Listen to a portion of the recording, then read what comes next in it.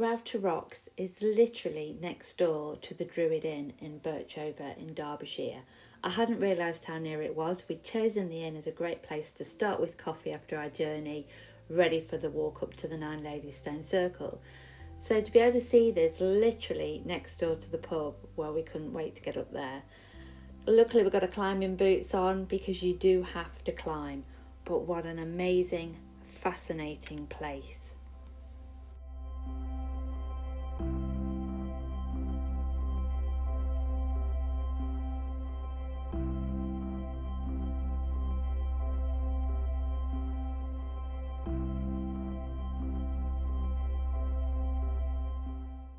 The whole site consists of numerous interlinked tunnels and little caverns, and some are natural and some are man-made. Many of the rocks have been carved with symbols and pictures, and there is steps, and there's what they call the throne where we were sitting on, you'll see us later, and altars have all been fashioned out of the stones in a number of places.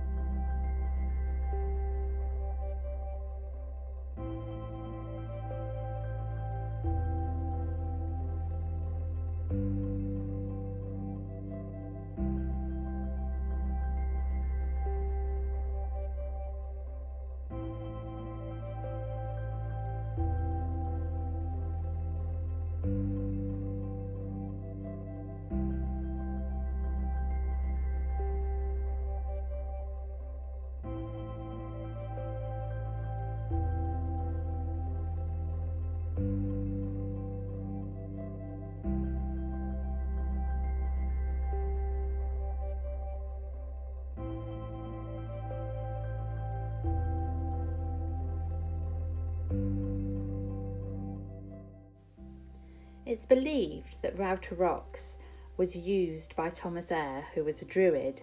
He was actually a vicar, But he also was a practicing druid, and he reputably practiced witchcraft, supposedly, according to legend. And it's believed that he used Rowter rocks in his druid ceremonies. And he's also purported to have written his village sermons sitting on the very seats that we sat on, that he carved into the beautiful landscape. It's very hard to show how high up you are and what the views are when you're up there. It's amazing.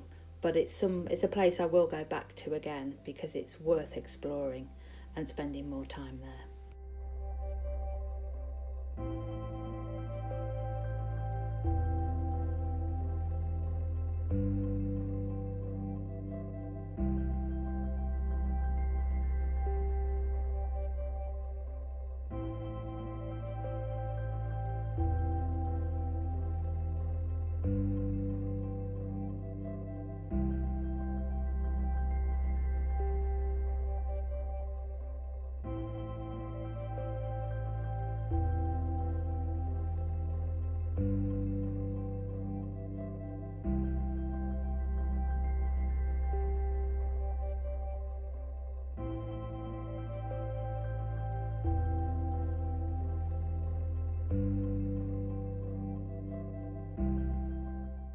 It was great fun exploring.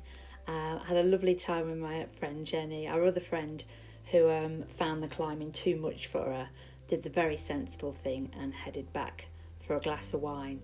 But as you can see, rock climbers here were practicing that day, and it was lovely to stop and have a chat with them. Everybody was so friendly. Across the road from the pub, you can walk via the road, but it was so nice to go up and through the woods, see all the old stone, the old quarrying, and just learn more about the history as we walked on towards the moor.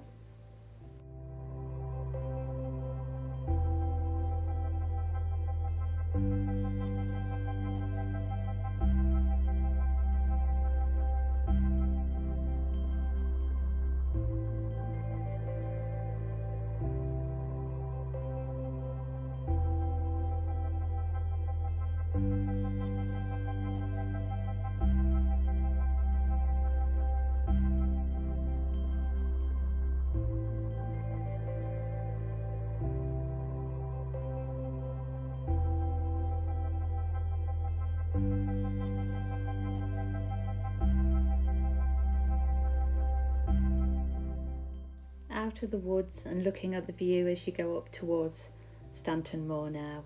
Lots of lovely notice boards, but we were surprised how many stone circles there were. And though the Nine Ladies is the famous one, it was well worth looking in between the grass to see where the old ones would have been.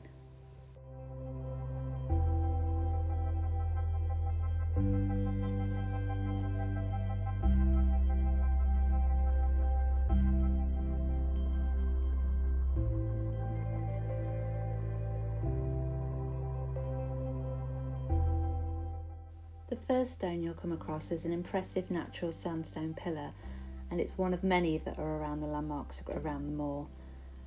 It's weathered into this unusual cork-like shape, and the metal rings were added in the 19th century, so if you're brave enough, you can climb to the top. It overlooks this wonderful sort of natural basin, and we stayed for over half an hour just sitting in there enjoying the peace, and the energy for me was amazing. I would go back there again tomorrow, more so than the stone circle.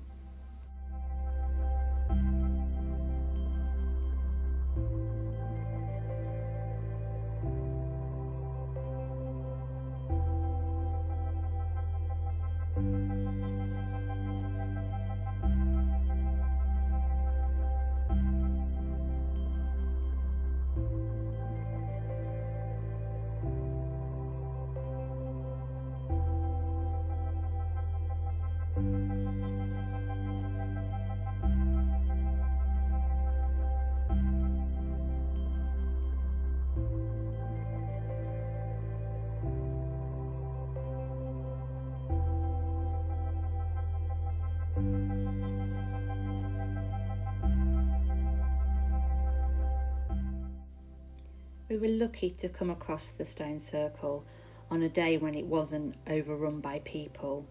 But though you're not meant to camp there was a group of lads camping, and then just after we left it was inundated with tourists.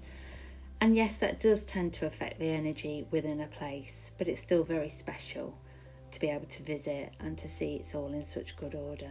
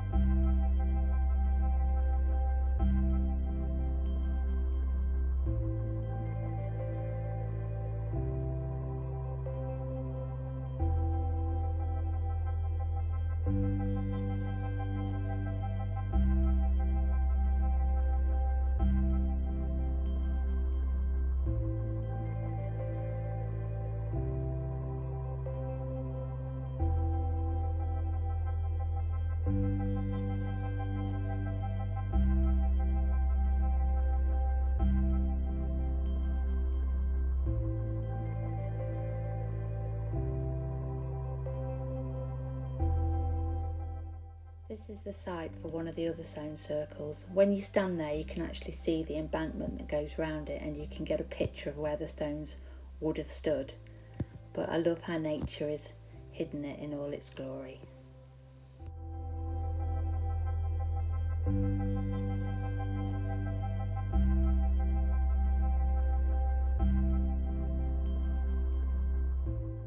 As we retraced our steps, taking in the different vistas, listening to the birdsong was incredible.